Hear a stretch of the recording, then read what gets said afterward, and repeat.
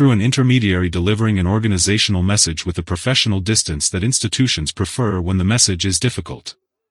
Dave Roberts walked into that dugout, looked at Tanner Scott, and held out his hand. And Tanner Scott, still breathing hard, still carrying the specific physical weight of 6 runs surrendered in a single appearance, still wearing the uniform that had just witnessed one of the worst outings of his professional career, pulled the jersey over his head and handed it to his manager. The suspension came after 5 games. Official. Announced through the proper channels with the procedural language that organizations use when a decision has been made at the highest level and is not subject to negotiation or appeal within the internal structure. But the jersey came first. And what happened between the moment Roberts held out his hand and the moment Scott handed it over, what was said, what was revealed, what broke open in a dugout that had seen difficult moments before but had never quite seen this, is the story that the baseball world spent the next 72 hours trying to fully understand. The 6 runs arrived with the specific cruelty that baseball reserves for pitchers who are already struggling. Not all at once, which would have been painful but survivable in the way that one catastrophic inning is sometimes survivable, absorbed as an anomaly rather than a confirmation. They came in pieces. Over the course of an appearance that extended longer than it should have because the decision to pull Scott came 3 batters later than the moment the decision should have been made. The first run scored on a pitch that started as a slider and finished as something else entirely, flatter, slower, arriving in the zone without the late break that makes a slider a weapon rather than a target. The hitter didn't need to do anything special. He simply waited for the ball to arrive at the location it was heading and made contact with the comfortable authority of someone who had seen the pitch far too early. The second and third came on a fastball that the radar gun clocked at a velocity that, 3 months ago, would have represented a down day for Scott. Now it represented what he had. The hitter recognized it immediately and didn't miss it. By the time the 4th run scored, by the time the full scope of what was happening in that inning had become impossible to watch with anything other than the specific, uncomfortable empathy that baseball people feel when a professional is publicly suffering, something in the dugout had changed. The energy had shifted from concern to something more complicated. Ohtani had been watching. He watches everything. That quality, the completeness of his attention during games he is not directly involved in, the way he processes what he sees with the same analytical depth he brings to his own preparation, is something that his teammates have described consistently enough that it has become part of the organizational understanding of who he is. He had been watching Scott all night. Not with judgment. The distinction matters and the people who were present that night are consistent on this point. He was not watching with the critical detachment of a superstar evaluating a teammate's failure. He was watching with the concentrated attention of someone trying to understand something. Trying to identify something specific in what he was seeing that would explain what he was watching. By the 4th run, he had found it. He moved down the dugout to where Scott was sitting between batters. What he said, reconstructed through accounts from 3 separate players who were within hearing distance, was not long. It was not a speech. It carried none of the formal weight of advice being delivered from a position of superiority. It was a question. He said, "When did you stop trusting the pitch?" Scott looked at him. Ohtani said, "You're releasing it differently. Like you're trying to guide it instead of throw it." When did that start? Scott didn't answer immediately. Then the 5th run scored and Roberts was already moving toward the dugout steps. Roberts took the jersey in a single, decisive motion that left no room for ambiguity about what it meant.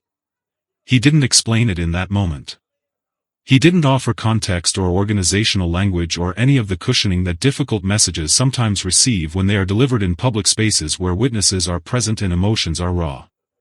He held out his hand. Scott pulled off the jersey. And then he did something that nobody expected. Something that converted a moment of organizational discipline into something more complicated and more human than a 5-game suspension and a confiscated uniform. He tore it. Not completely, the jersey did not come apart in his hands. But with enough force, and with enough deliberate intent, that the fabric gave in a way that was visible to everyone watching and that made the sound that fabric makes when it is forced past its tolerance. And then he said something. What Scott said in that moment, in the raw, Unmanaged honesty of a professional athlete at the end of a terrible outing with a torn jersey in his hands and a 5-game suspension materializing around him, was not directed at Roberts.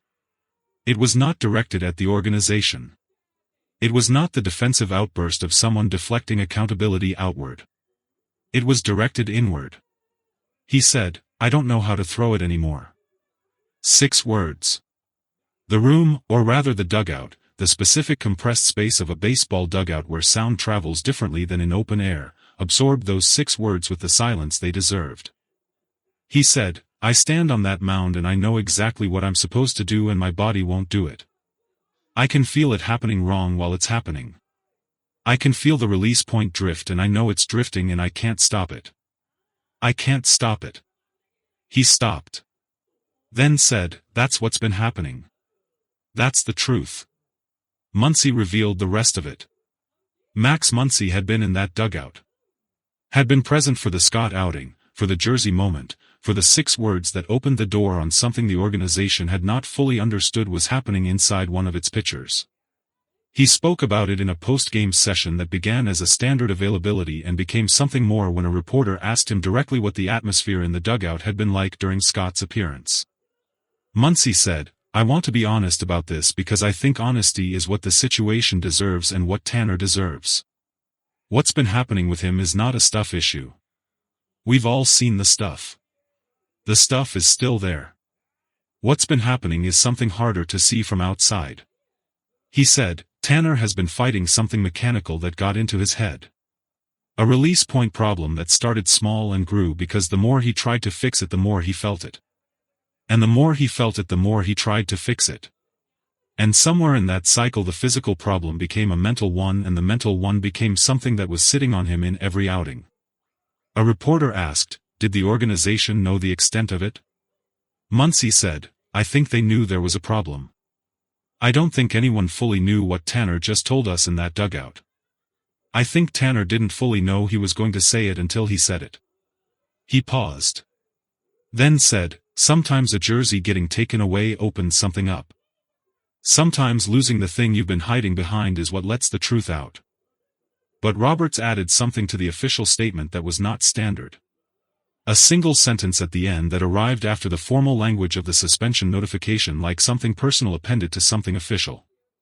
He said, "During this period, Tanner Scott will work with our pitching staff on the specific mechanical issue he identified. This is not purely disciplinary. It is corrective. We believe in what he is capable of when the delivery is right. The suspension exists because standards must be maintained. The work exists because we are not done with Tanner Scott." That sentence, "We are not done with Tanner Scott," traveled further than any other part of the announcement. Ohtani spoke about it briefly. Not in a formal availability. In the informal margins of a practice session, in the kind of exchange that happens when a reporter is positioned correctly and a player is in the right mood for honesty. He was asked what he had felt watching Scott's outing. He said, "Recognition. I have felt what he is describing. Every pitcher has felt some version of what he is describing. The moment when the body and the mind stop agreeing about what the pitch is supposed to do." He said, "The difference is that most pitchers feel it and try to hide it. Tanner said it out loud. In front of his team. That takes something that is harder than throwing a good fastball."